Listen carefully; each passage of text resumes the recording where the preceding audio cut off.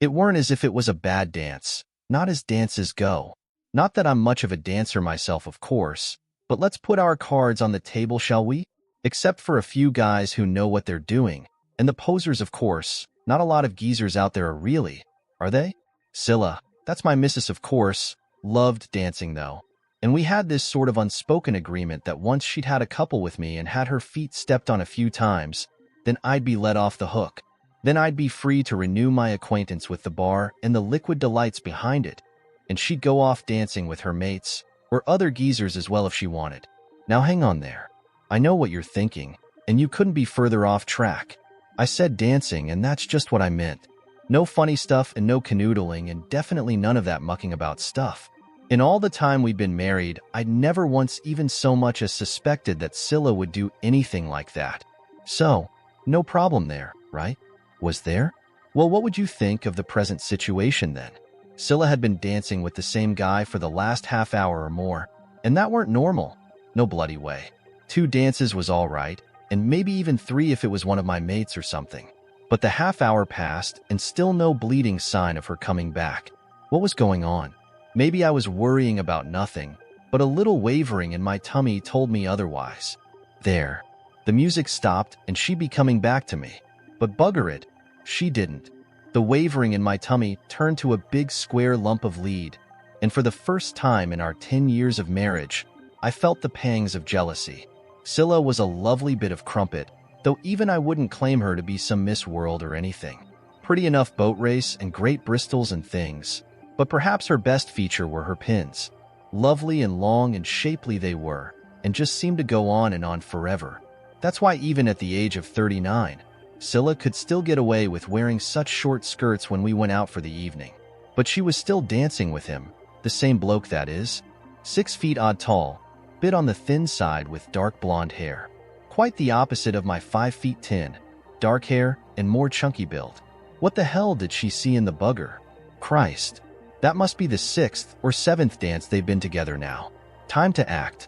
Dragging myself up from the stool I was sat on, I mumbled something to the people we were sitting with about going to find the loo. Didn't want that lot know that I was worrying about the missus's behavior. Now where were they? I made my way through the throng on the dance floor, trying to pick out the blue color of my wife's short dress. There they were, over towards the corner. My steps ground to a halt as I spotted the pair of them. My wife Scylla molded up against the blonde bastard as if they were bloody well glued together.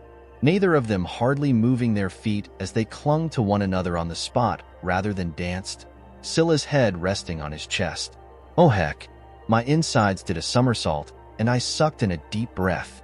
This weren't right, not right at all. My Scylla hadn't never done anything like this before. No, they weren't actually kissing or anything. And Blondie's hands weren't anywhere that would warrant giving him a thumping. Not yet anyway. No, it was the way they were holding onto each other. That and the fact that she'd been with him for so damn long. He said something to her, and I heard her giggle and reach up and stroke his cheek. Too familiar, far too familiar. Hi Scylla, I greeted her, as I strode purposefully up to the pair of them. I've been wondering where you had got to. Got to? My wife repeated in puzzlement as she glanced round in my direction, a blank look on her face. Got to where? You've been gone nearly an hour, Scylla. I exaggerated a bit, fighting to control my temper. What are you up to? I saw recognition dawn on Scylla's face as she came back into the real world, as it were. Oh, Ken, she uttered breathlessly, easing herself almost unwillingly away from the clutches of this other geezer. This is Dave, Ken. We've just been dancing and chatting, that's all. For a bit too long for my liking, Scylla, I insisted and held my hand out to her to take her away. For one awful, long moment I thought she was going to reject it, and quite what I would have done then. I'm not at all sure. Thumped someone, I suppose. Yes, Ken, of course, Scylla spilled out after some hesitation, and gingerly reached out for my hand. Can I just finish this last dance though, please, honey? The music has stopped, Scylla. I pointed the obvious out to her rather shortly. It stopped a few minutes ago. Oh yes, of course, Ken, she mumbled in confusion. I'll be right with you, honey, but I've just got to say goodnight to Dave. No goodnight, Scylla, I insisted irritably. We're out of here, and I mean now. I was getting well pissed off, I can tell you. Now hang on a minute, mate. Her new friend Dave started to interrupt, but one look from me and he sensibly changed his mind. Now, Scylla, I repeated. Now or else I'm buggering off without you. Okay, Ken, came back Scylla, reluctantly letting go of bugger lugs. I'll see you around sometime, Dave. Pissed off? Well, what do you think? How would you have felt? What the heck do you think you're playing at, Scylla? I almost screamed at my damn missus as I hustled her back to the bar. Who was that bloody bloke? What were you doing with him? Nothing, Ken, Scylla fought back. Nothing at all, but it's got me thinking, that's all. Thinking? Thinking? It looked like a lot more than thinking to me. Scylla looked at me steadily and knew that she had that habit of being able to stare me down. But not that night, and that's for bloody sure. We need to talk, Ken, she said quietly at last. Let's go home now and we can talk. Not at home, Scylla, I exploded, recoiling at those dreaded words that I'd never expected to hear from my missus. If we need to talk, then there's no time better than now. Better at home when we're on our own, sweetheart, she insisted, but I refused, calling for her to come clean, on the point of boiling over. Okay, she agreed, but listen me out. I agreed, dreading what she was about to tell me, but I agreed, totally confused and wondering if the next few moments would be sounding the death knell of what I'd imagined to be our perfect marriage. This isn't a sudden decision, honey, Scylla started with. I've been mulling it over for a month or more, but the time has come, and I've decided to take you up on the promise you made me. Promise? What damn promise? I've never promised you that you can carry on like that with another man. The night before we were married, Scylla reminded me. You made me a promise, and the time has come, honey. What promise? I mumbled, feeling suddenly very, very empty inside. I don't remember any promise. But I was lying. Oh my God, how I was lying. I had made her a promise, just like she said, though I'd long since dismissed it from my mind. I think you do remember, Ken, Scylla said quietly, avoiding my eyes. I'm really sorry, honey, and I don't want to hurt you. I'll be 40 in a few months, but as much as I still love you, I think the time has come. Oh heck. Oh, for Chris's sake, whatever possessed me to ever make that promise. Let's go back a few years, shall we? Back to the night that I first met my Scylla. That is, we of course, were at a small jazz club in South London, though at the time neither of us knew that the other was there. There was a break in the music, and people all around me were standing up to replenish their drinks. How can I get rid of him, man? I heard the pretty young woman just in front of me say to her friend. I don't want to be rude or anything, but I really don't fancy him. Well, he's gone to get us some drinks, Scylla, the friend told her. We could just leave without saying anything. I can't do that to him, the pretty blonde with the long legs told her pal. It's not as if he's awful or being pushy or anything. I just don't fancy him. I looked at the girl and took a double take on the huge length of shapely leg that was sticking out below the hem of her mini skirt. Maybe, just maybe, I could help out a girl with a pair of pins like that. I have to say that at the time I was 2 years into my divorce from my first missus, and all I can say is that I was having the time of my life with the ladies. Hi, you too, I crooned as I leant forward between them. Can I offer my services? The two of them stared at me as if I was something from another planet. I overheard what you said, I told the pair of them. I can help you. Pretend to be your boyfriend or something. I haven't got a boyfriend, the pretty blonde protested.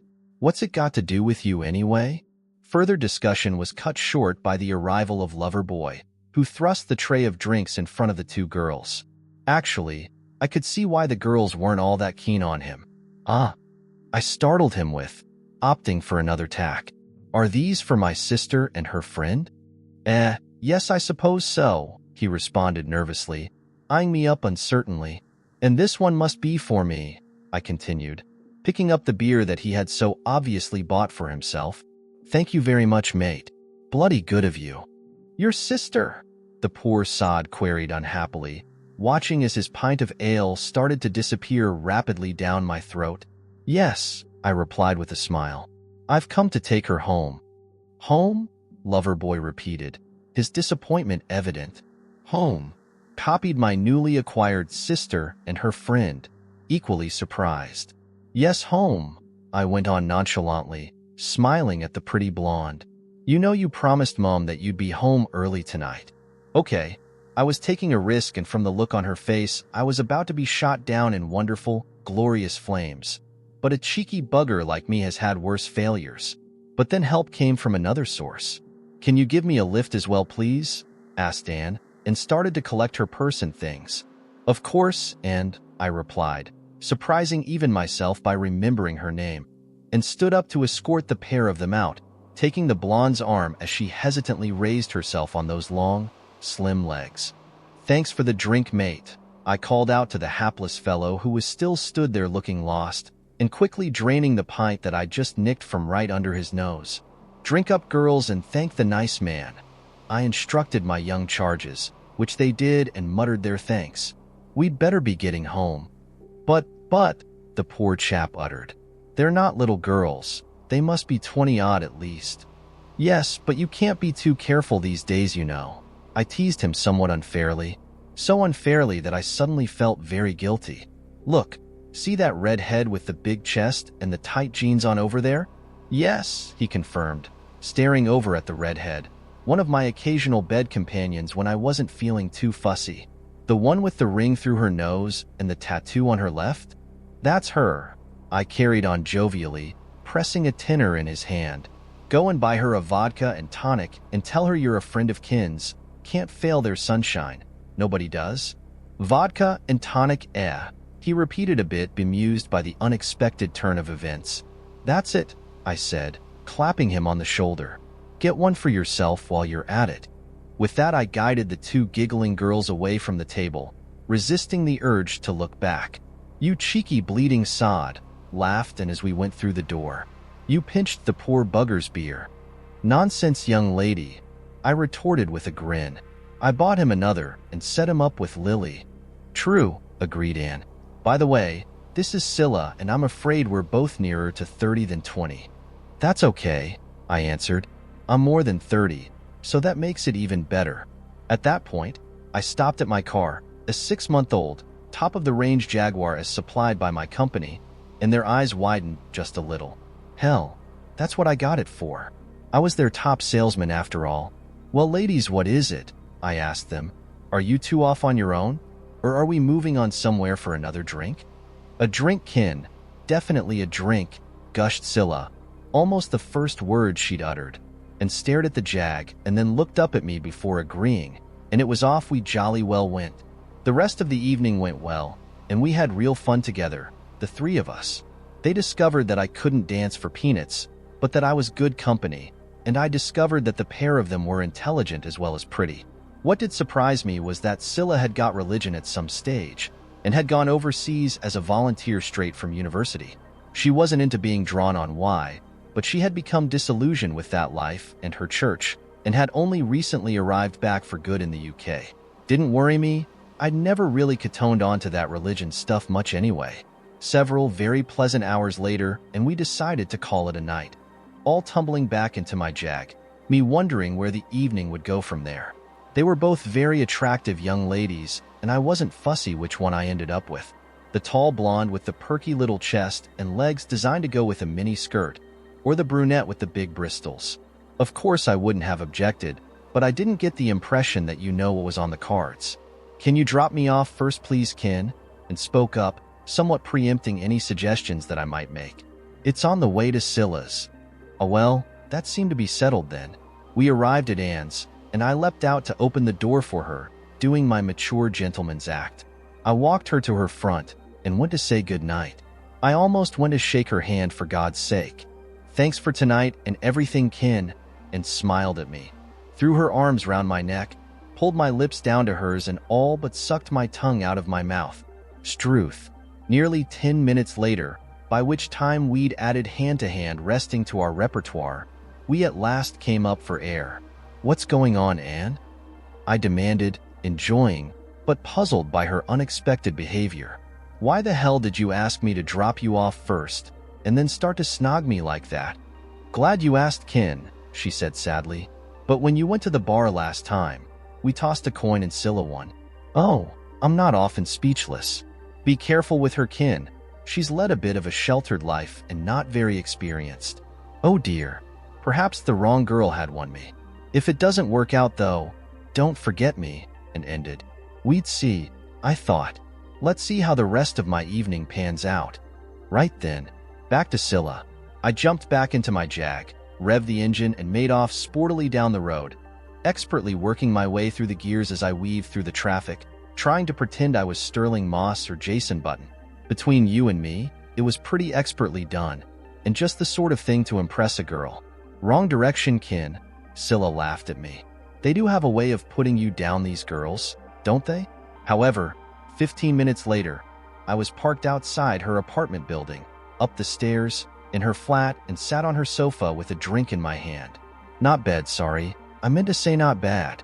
No regular boyfriend then at the moment, I queried, fairly sure that I was on safe ground. No boyfriends for an awful long time, Kin, Scylla responded wistfully. I had a couple of very casual relationships at university, and I've been in Africa since, and as a volunteer, that would have been frowned on. So what went wrong then? I asked. Don't want to talk about it, she replied just a little too abruptly. But those who set the rules weren't always very good at keeping them in their private life. And that was about as much as I ever got out of her on that subject. So I hope you're not thinking that you're going to end up in my bed tonight then, Kin. My pretty little companion continued with a smile. I hadn't really thought about it, Scylla. I shot back, acting all hurt and innocent. But since you mention it, I left the comment unfinished, and she told me that I had no chance. No chance at all. Half an hour later, I was lying in her bed, watching her take what remained of her clothes off. I'm not sure which of us was the most surprised, and to this day, I'm still not too sure how the evening progressed that far, that quickly. Stop looking at me, Scylla said shyly. I'm not looking, Scylla, I informed her. I'm ogling and thoroughly enjoying it. I've never undressed in front of a grown man before, she murmured, blushing furiously. Then aren't I the lucky one? I replied, grinning widely. I'm not used to this sort of thing, Kin, Scylla said quite firmly as she slid her lovely body under the covers and up against mine. Oh my God, that feels so wonderful, just how Ann described it. What? Hey, she said she wasn't very experienced, but Scylla was in her late 20s and a very attractive girl to boot. You've never been to bed with a guy before, Scylla? I asked her incredulously. No, never. Have you ever made love? No, Kin, never. You mean you're? Yes, I suppose I am. You do realize what is about to happen though, don't you? I asked uncertainly, not being used to this situation. Well, I was sort of hoping that we could just mess around a bit, Kin, Scylla surprised me with. I don't think I'm really ready to go the whole way yet. But you jump into bed with me. I made my argument, somewhat flummoxed. Yes, but I trust you, Kin, Scylla responded, leaning over and kissing me. You just seem such a nice, trustworthy sort of guy. Oh golly Moses, how difficult can life possibly be? Was I going to be the gentleman, or was I going to be my normal self? But before I could think further, she was all over me, rubbing herself against me for all she was worth. Can I feel it, please? She giggled, grinning at me like, I've never really felt one before. Help yourself, sweetheart, I replied sagely. It's not going anywhere else this evening. Well, that night we kissed and touched each other, and she pulled my plonker for all she was worth, but shied away in fright when I suggested she might do it. That didn't mean that she fought too hard against me, and she groaned and squealed as I did some of my best work ever on her. It was a night to remember as I introduced her to so many new experiences, and I delighted in bringing her to at least two, her first ever. But did I actually do the dirty deed? No, nor the next night either. The third night, and we were playing around yet again. She couldn't get enough of it, like a duck to water. Poor Ann. She never did get her chance. To cut a long story short a bit, Scylla agreed to marry me about 10 months later, by which time we were shacked up together anyway. Way to go. And was to be her bridesmaid, and my pal Alf was primed to be my best man, on the basis that he could tell jokes better than any of my other close friends.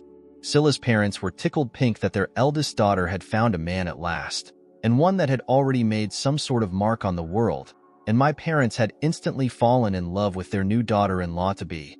Important to note here that it wasn't just it that was the attraction, and I wasn't making the same mistake as I had with my first marriage. No, Scylla and I already shared so many interests, and we'd already tried out a few of each other's with great success.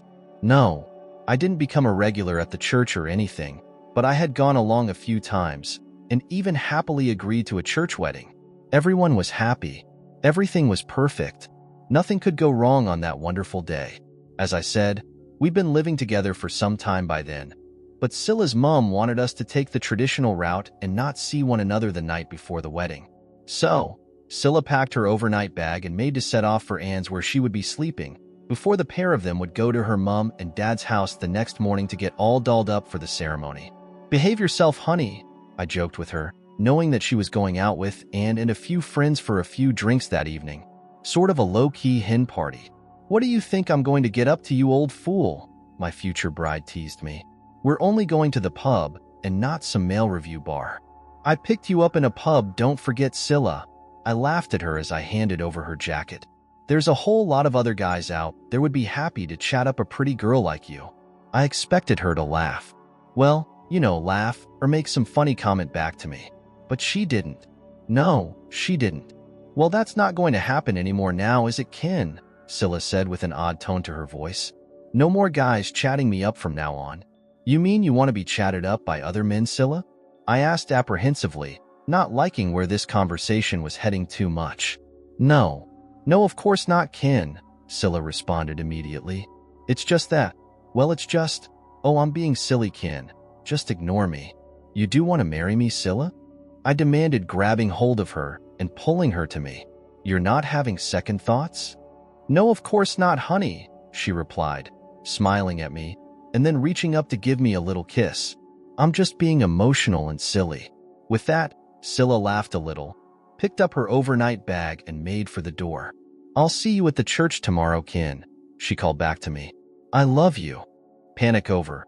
I readied myself and popped down to the pub to have a sort of final pint with my pals. I'd already had my stag night a few nights before, and remembering the state I'd found myself in after my first one before my previous marriage, I'd kept the whole thing toned down a bit. The evening passed pleasantly enough, most of the chatter being about Arsenal's recent glorious victory over Chelsea, and how we were unlucky not to have scored a sixth goal, and how the 2 penalties the referee had somehow or other missed, the blindside, could have made it 8. By the time I'd sauntered back to our place, fairly late on, I'd forgotten all about the little contretemps with Scylla earlier, and was looking forward to a nice cup of tea in my bed. Dring dring. The damn phone greeted me as I walked in the door. "Hello, Ken Thompson." "Thank God you're there at last," and greeted me with, "This is the 3rd time I've rang. What's up, Anne?"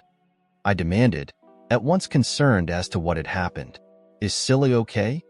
"She's okay, Ken, but you better get your ass over here as quickly as possible." "Why? What's happened?" I cried out in alarm. "Has there been an accident?" "No, not an accident," Anne replied. "But you need to come over and sort out Scylla if you still want to get married in the morning." My stomach lurched. Sort out Scylla? What the hell had happened at her hen party, for Christ's sake? As you can imagine, my mind targeted on the obvious. What the hell had she done and who with? But Anne wasn't any more forthcoming, and insisted that I get my skates on and get over to her place. My brain working overtime as broke more speed limits than I should have done as I rushed the 5 miles to Anne's little flat. "What's up? What's gone wrong? Where's Scylla? Is she okay? She hasn't done anything silly, has she?" I bombarded Anne with questions from the moment she opened the door to me, only stopping when she thrust a cup of tea at me. Let's face it, unless you're British, then it's difficult to explain the many-faceted powers of a cup of tea. "She's all right, Ken, I promise you," and conceded at last, once I'd settled down. "She's in my bedroom crying her eyes out." "Oh God, no," I mumbled, assuming the worst, wondering what guy she'd ended up with and just what they'd got up to. "Be honest with me, Anne. I beg you. How bad is it? What has Scylla done?" "Not so much what she's done, Ken," she replied quietly. "More a case of what she hasn't done." From my look, it was obvious that I had no idea what she was on about. "Ken," and started slowly, not knowing how to explain. At the pub, we were chatted up constantly by groups of guys from the moment we got there. 8 girls like us, all done up to the nines. So I suppose it was reasonable for them to think that we were all out on the razzle. "So what did Scylla do, Anne?" I demanded. Please just tell me. I'm sure I can forgive her. It wasn't her kin, and carried on. It was the rest of us. Well, all except June and Tina. June and Tina, I repeated, puzzled. Why were they different? They're married kin, and they don't mess around. I looked at her blankly. This really wasn't making any sense. Kin, she said quite loudly as if I was being thick. We were all flirting with these guys and having a good time, dancing and snogging for all we were worth. And Scylla? No, Scylla was just sitting there refusing offers to dance and everything. I still don't understand, I protested feebly. Oh, you men are so stupid, went on Anne. Can't you see? We were all having a great time flirting and carrying on and things. I let one guy feel me up on the dance floor right in front of them all for a laugh, and those two tarts Marcy and Judy went outside to the car park with a couple of them. I'm sorry, Anne, but I'm still lost here. She was missing out on the fun, Kin, and said with a frown, Can't you see?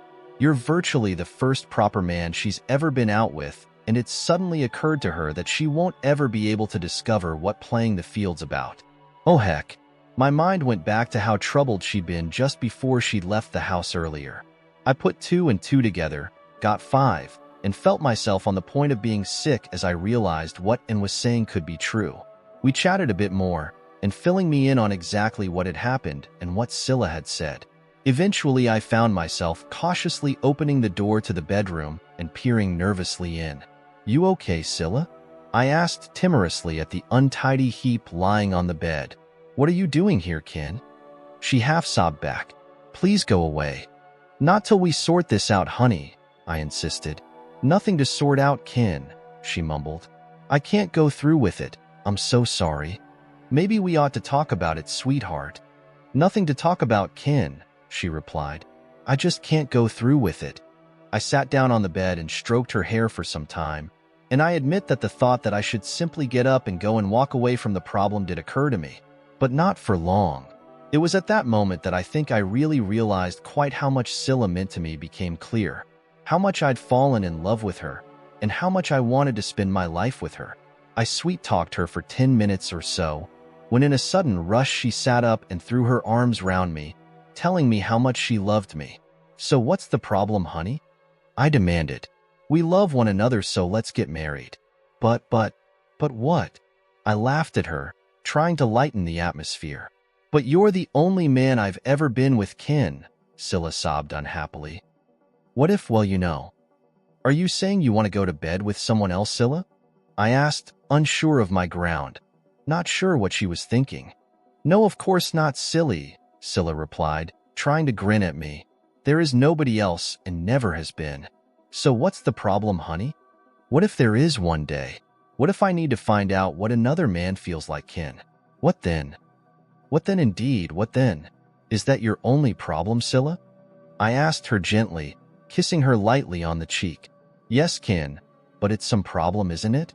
Not at all, Scylla, I replied confidently, a completely stupid idea forming in my somewhat befuddled head. Scylla looked at me with a puzzled expression, almost breaking my heart with the innocent hope that shone from her eyes.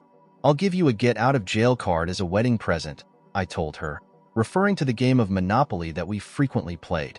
One slip up with some other guy, and I'll forgive you. How about that? You don't mean it, Kin, Scylla whimpered. You couldn't. But I do, sweetheart, I continued, maybe getting a bit carried away with the theatrics of the whole situation. The 6 pints of beer that I'd had earlier could have been involved there, of course, when I thought about it afterwards.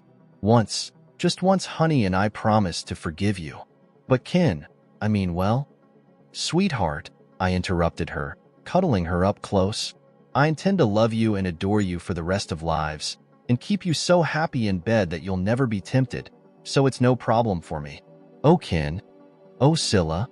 I'm not sure where and slept that night, but it wasn't in that bed, and the following day Scylla and I were married as planned and became Mr. and Mrs. Thompson, her mother totally unaware that her daughter had spent half the night practicing for the honeymoon. So, a good number of years passed, and I can honestly say that our marriage was every bit as good as you could possibly imagine. 2 kids, 1 boy and 1 girl, and 2 better little tykes you couldn't wish for. In the first few years, we occasionally referred to my promise when we had had a few drinks or felt a bit soppy, but it was always in good fun. At least I had always thought it was. But the subject hadn't been so much as mentioned for many a year.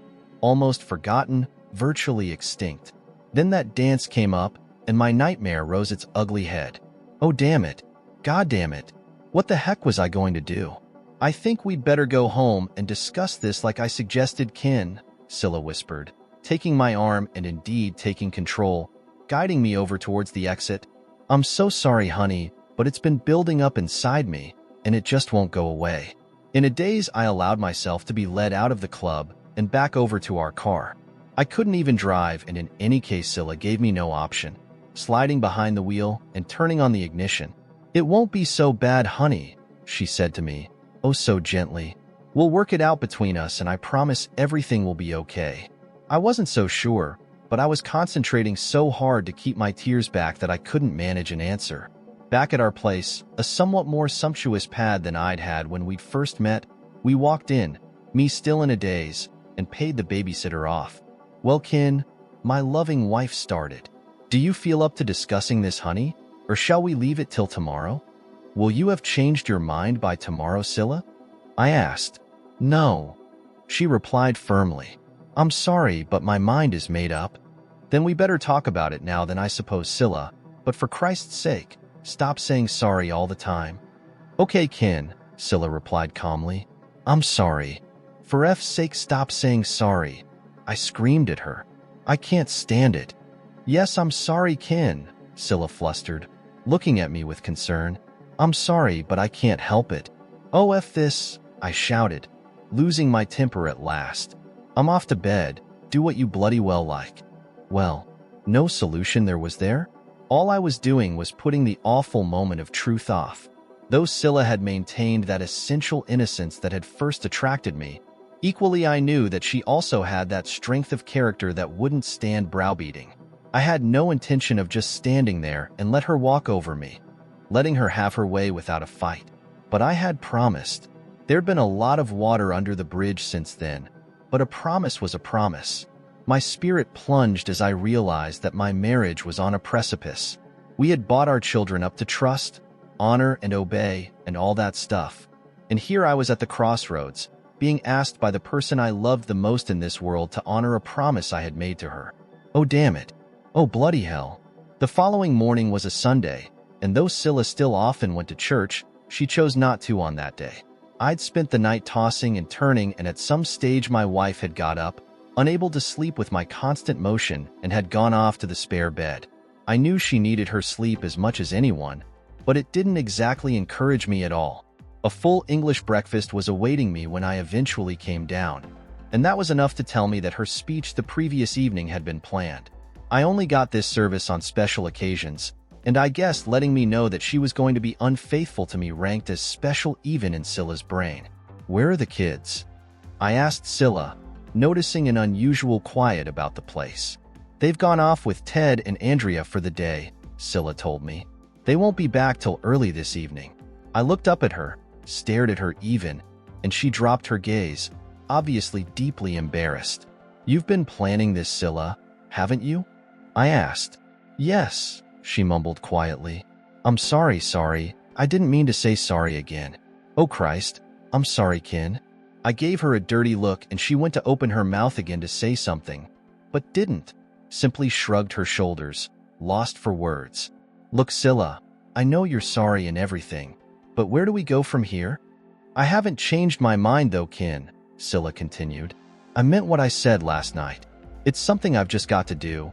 But I do love you so much, honey, and I want to make it as easy for you as I can.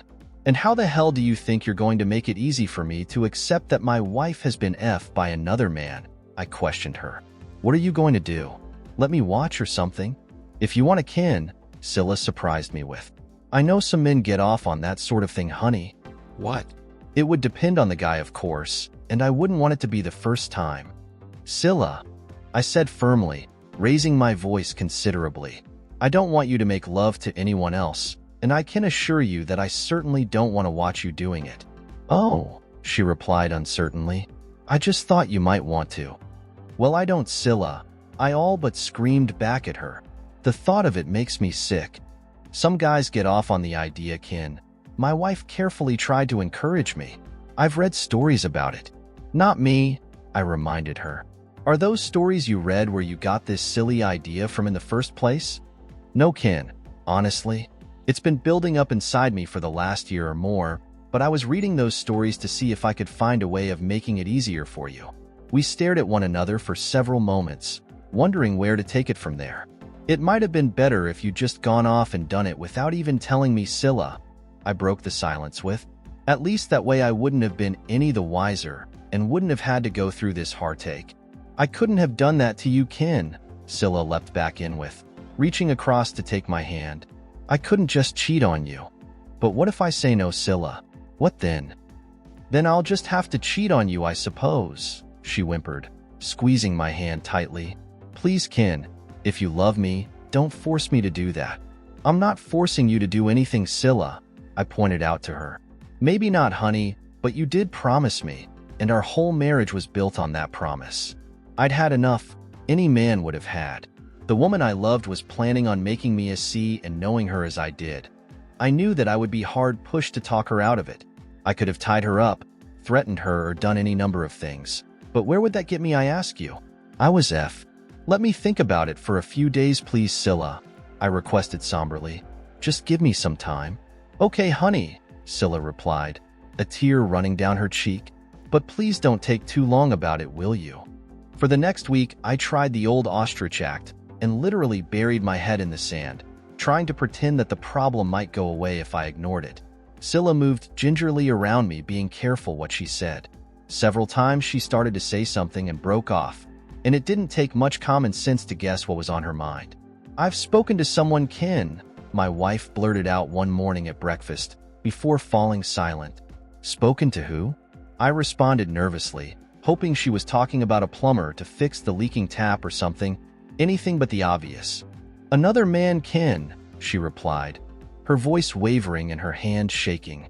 I rang Dave. You remember, the guy I was dancing with? You had his number, Scylla? Yes, he gave it to me that night. I sat there staring at her, the love of my life and the woman who was breaking my heart. Not Dave, please, Scylla, I insisted. Not him. Anyone but him. Why not him? She asked quietly. Why not Dave? He was kind of cute and I really liked him. Well, I didn't like him, I lied to her, for lack of any other reason. You don't have to like him, Ken, Scylla came back a little more spirited. You don't even ever have to meet him again. Why not just agree and let's get this over with, honey? Not him, Scylla, I snarled at her, my control at last beginning to snap. If I ever met him again, then I wouldn't be able to resist smacking him in the face. I'm not a violent man and normally very even-tempered, but the thought of that bastard with my Scylla was doing my mind. So you'd prefer someone else then, Ken? I'd prefer it was nobody, Scylla. But you promised, Ken, and it's gone too far now for me to pull back, she went on. There's a guy at work that I really quite like, honey, and he's always chatting me up, so I'm sure he'd leap at the chance. And how would I stop myself from thumping him then, Scylla? It'd be exactly the same. Scylla sat there thinking for a few moments, before replying.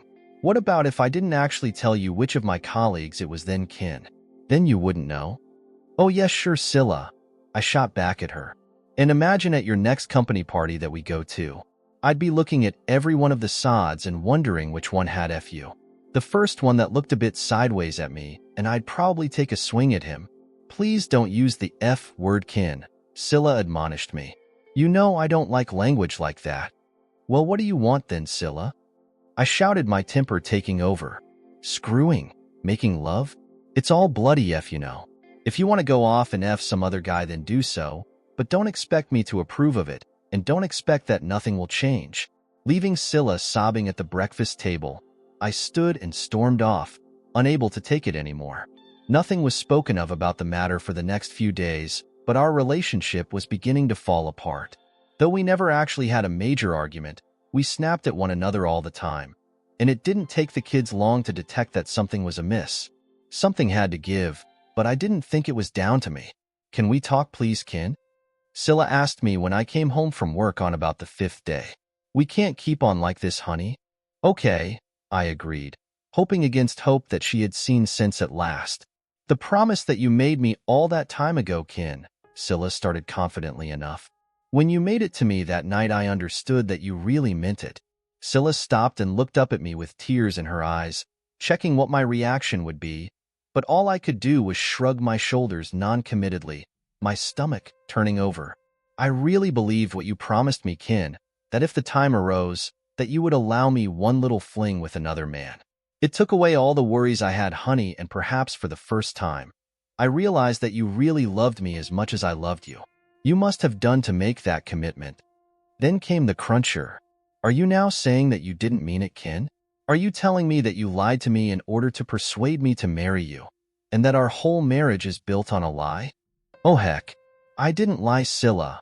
I struggled to explain, unsure myself what I'd been thinking of at the time. I could hardly admit that I'd been half pissed that evening after what she just said. I meant it, but I simply never imagined that the time would ever come that you would ask. I suppose I never considered the consequences. Well, the time has come, Kin, Scylla said slowly. I'm so sorry, honey, but I simply need to know what another man is like while I'm still young enough and attractive enough. By this time, we both had tears streaming down our face, but Scylla didn't back down, and nor would I. So what has brought it on so suddenly, Scylla? I asked. Why now after all these years? It's not so sudden, honey, she replied, wiping a tear from her eye and trying unsuccessfully to smile. For years I've heard the other girls at work talking about all the men they've been to bed with and how different they are.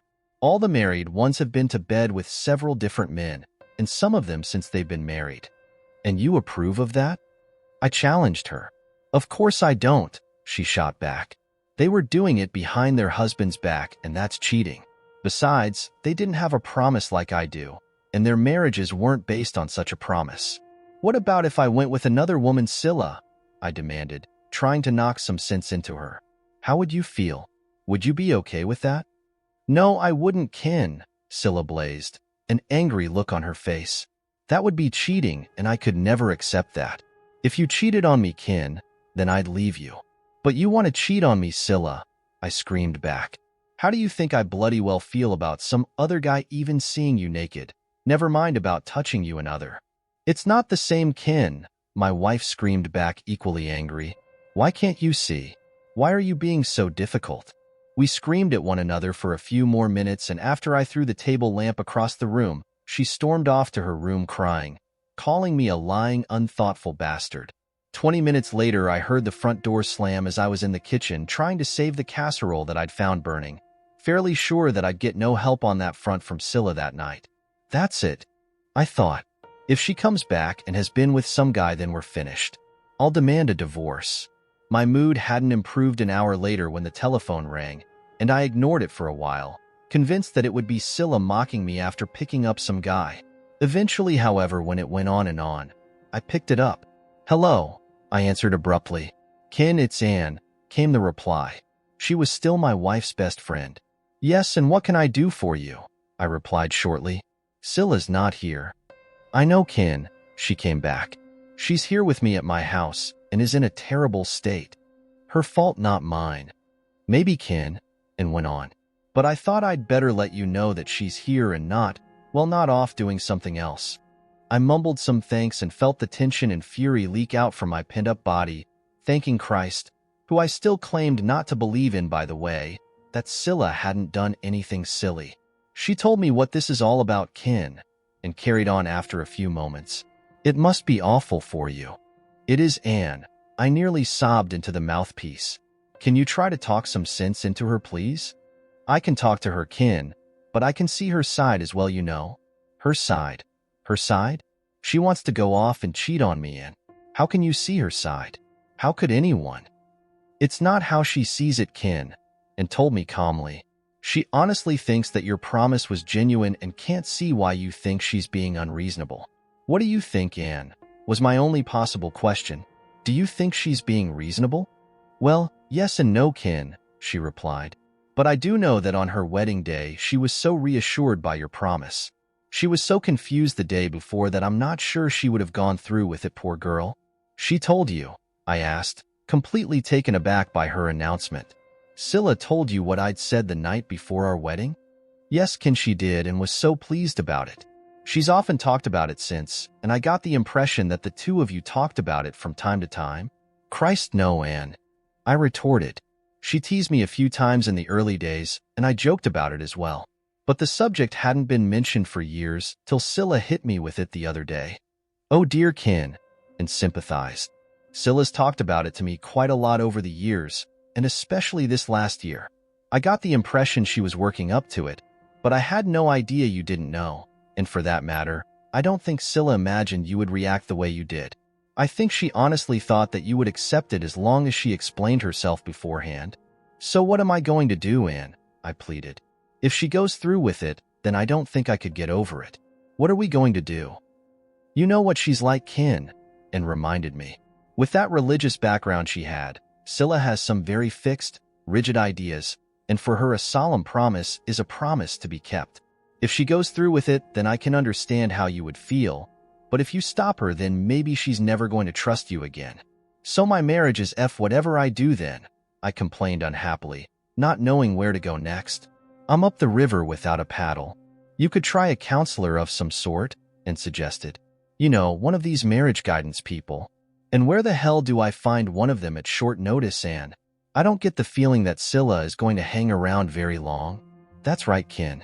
Scylla is just about climbing up the lampposts over this. She still loves you dearly but feels you're not being fair. It's almost as if you were cheating her out of something. Jesus. I couldn't win, could I? Maybe I could help, Kin, broke in Anne. I've known you both for some time. It was grabbing at straws, but I took her up on her offer, agreeing that Scylla would stay at Anne's place for the night, and that the pair of them would come back to our house the next day for a sort of council of war. I was not looking forward to it, I can tell you. Hi, Kin, called out and the next day as the pair of them walked in. Hi, honey, added Scylla, much more subdued. The pair of us hesitated, unsure whether to give one another a welcoming embrace. In the end, I took her in my arms to kiss her only to find that she turned her cheek to me. That's a damn good start, I remarked angrily, pushing her away from me. Sorry, honey, she replied. I don't know what made me do that. Stop fighting, you two, and told us taking charge. Can you sit there, and Scylla you over there? And then ran briefly through the situation as she saw it, while Scylla sat there looking miserable, but perhaps not as miserable as me. Then she let both of us have our say. Scylla told us that she had taken the promise seriously, and that bearing in mind that I was virtually the only man that had ever so much as kissed her before, I should realize how important it was for her. She thought that it was unfair of me to renege on my promise just because she had left it so long. She still loved me dearly, though my attitude over the last few days had shocked her somewhat, and she was having doubts whether I really still loved her. It's only it after all, she finished with, just to see what another man feels like. It wouldn't affect how I feel about my husband in any way. Your turn, Kin, said Anne. Try to keep it short. I will, I retorted, trying to keep my cool. I admit I made the promise, but I never really believed that it would happen. But that's not my point. The thought of another man making love to my wife just makes me sick to my stomach. I've changed my mind if you want, and I will not stand by and accept what you want to do. Then I shut up before I said something stupid, immediately regretting that I hadn't told her that I did still I love her. So I'm just some sort of possession, am I? Scylla argued back. You can't stand the thought of another man using your precious bloody possession. That's unfair, Scylla butted in, and before I had a chance to put my ear back in. I think you ought to apologize to Kin. He doesn't want me to say sorry. He told me so, she responded, the whole thing getting out of control again, as I was unable to avoid calling her a silly cow for her silly remark.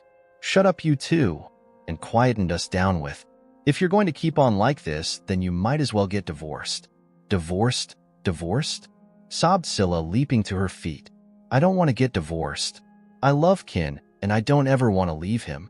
Well, sit down and shut up then, Scylla, and told her. Or that's where you might end up. Calm, at least partially restored, and carried on. Is there any way that you could agree to this, Kin? She asked me. Any way at all, just the one time? I can't imagine one, Anne, I told her. How would I know that once would be enough for her anyway? Good question, Kin, Anne responded. Have you thought about that, Scylla? No, not really, she mumbled back.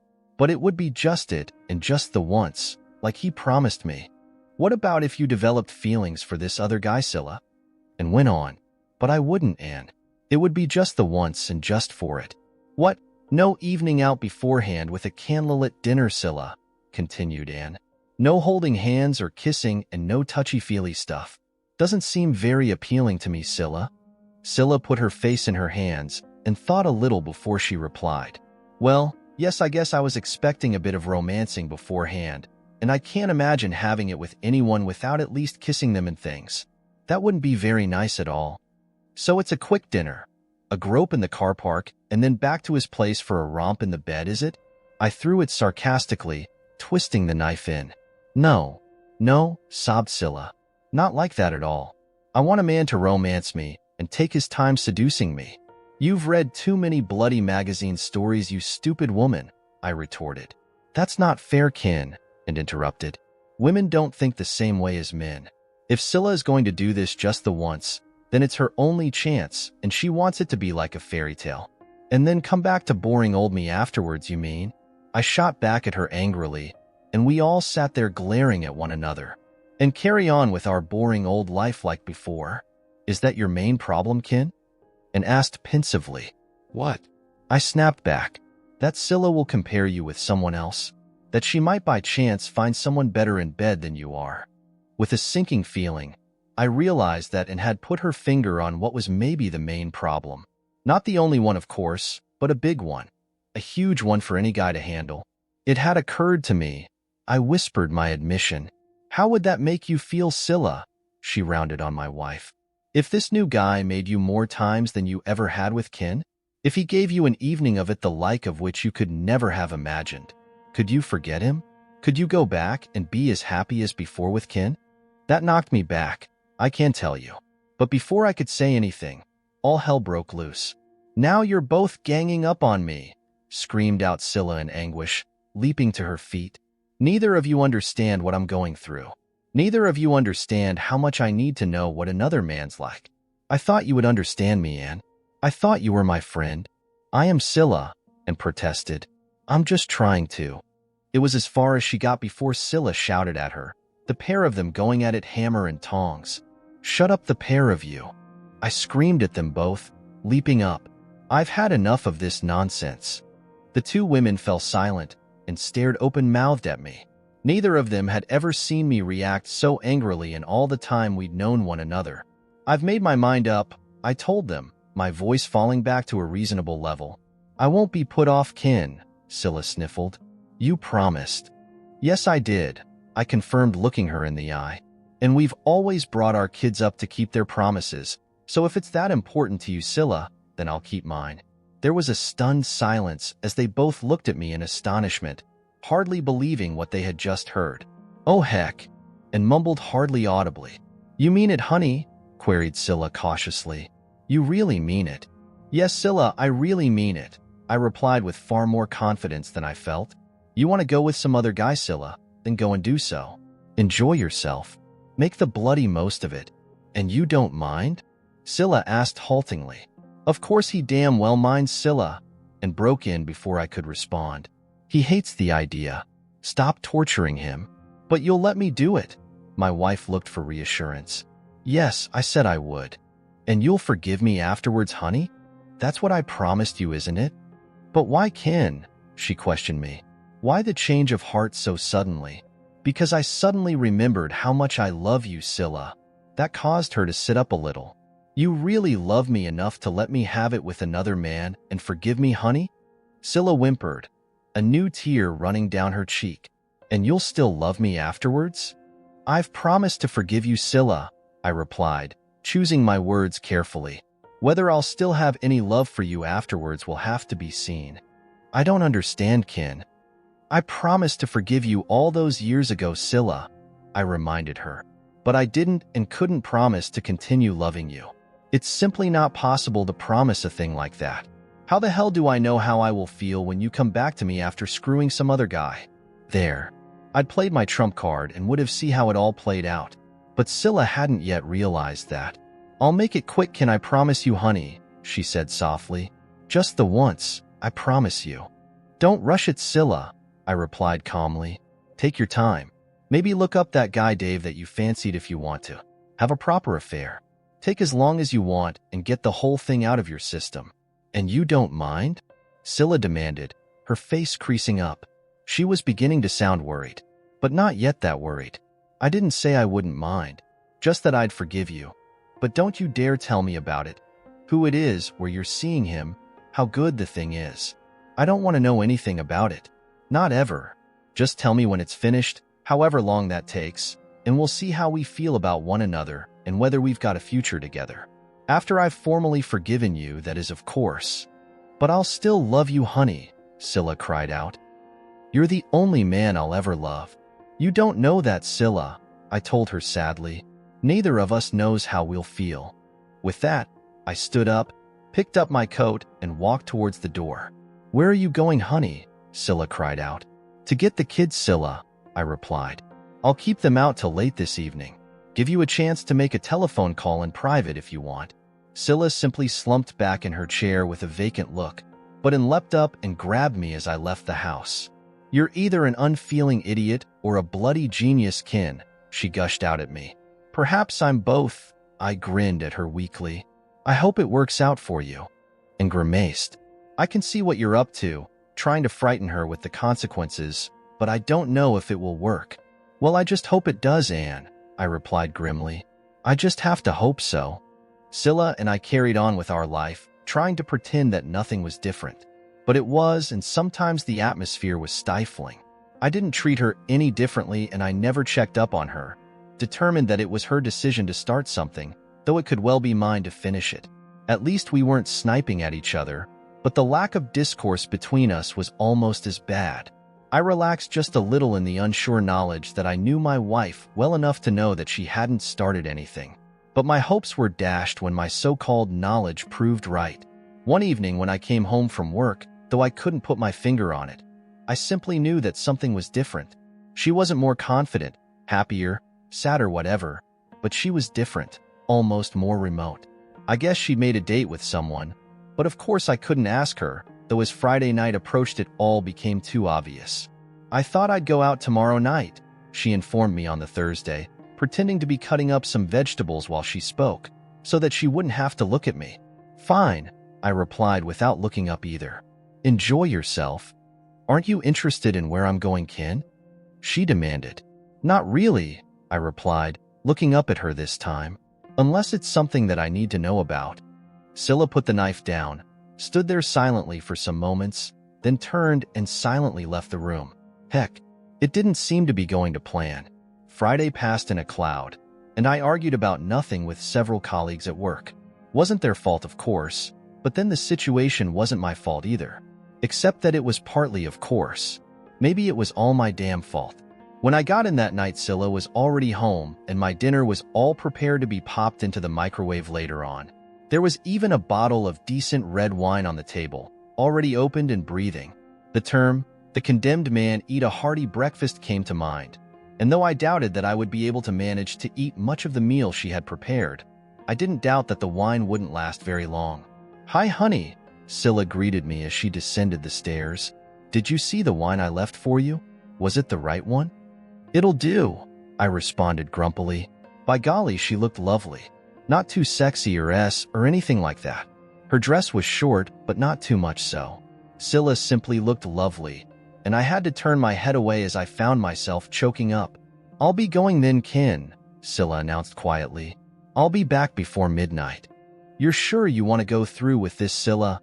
I asked, though it came out as little more than a croak. One last attempt to dissuade her. I've got to, honey, she whispered back to me. But don't worry, sweetheart, I'm not planning to go all the way tonight. Just seeing how comfortable it feels going out with another man first. That's supposed to make me feel better, is it? My anger beginning to mount again. I guess not, honey, Scylla mumbled back, bending down to give me a goodbye kiss. I have to go now. Save the kisses for lover boy, I growled at her, turning my face to avoid her embrace. Scylla snapped her head back up in surprise, stared silently at me for a few moments, turned and made for the door. Enjoy yourself, I cried out to her sarcastically. I sat there and wondered where I had gone wrong. What else could I have done? This was the 21st century, and the days of a man dragging his woman about by the hair and physically bending her to his will were long past. It was her decision, but what I did afterwards would remain mine. I'd forgive her, at least formally, though I knew in my heart that I couldn't in reality. What was it to be? A quick divorce or a slow descent into some kind of married hell? I didn't know, but I was sure that I would seek out that bastard Dave, and if it was indeed him that had accepted her overtures, then somehow or other the bugger would pay. What would I do to her? Lord knows, probably nothing. She'd go into shock when she discovered that one day soon, I was no longer there, though deep down I knew that I still loved her so much that it would hurt me just as much it would hurt her. Then of course there were the children. Damn it. Damn and blast it. How could life be so cruel? The sound of the front door closing brought me out of my misery, and I wondered why she had taken so long to leave the house. But the door closing signified that she had indeed gone off to her meeting with another man. I felt the black cloak of misery descending again. Then I heard the lounge door open, and I looked round to see Scylla standing there with tears in her eyes. "You did promise to forgive me, didn't you, Ken?" She half sobbed. "That was the promise," I answered carefully, wondering why she hadn't left yet. "Then can you forgive me for being such a stupid, inconsiderate bee of a wife, please, Ken?" I stumbled over my words. "I guess I could." "I couldn't do it, Ken," the words tumbled out. I opened the front door, and I physically couldn't step over the threshold. It suddenly came to me what I would be doing to our marriage, and what I would be doing to you, honey. I don't want to go out with another man, Ken, and I can't believe how stupid I've been behaving. All I want is for you to love me. You do still love me, don't you, Ken?" "More than ever," I gasped, leaping up and taking her in my arms. "More than ever, darling. And you forgive me, honey?" "Completely, sweetheart. I told you that night before our wedding that I would love and adore you forever, and I meant it." "Do you remember what else you promised me that night, honey?" Scylla whispered huskily into my ear. "That you'd keep me so happy in bed that I'd never be tempted?" "Rings a bell, Scylla." "Then why don't you take me upstairs right now and keep that promise to me?" she went on. "And I'll promise you never, ever to mention the other promise again." I grinned at her, took her hand and led her towards the stairs. Scylla and I were about to start the first day of the rest of our lives, and all was well again in the Thompson household.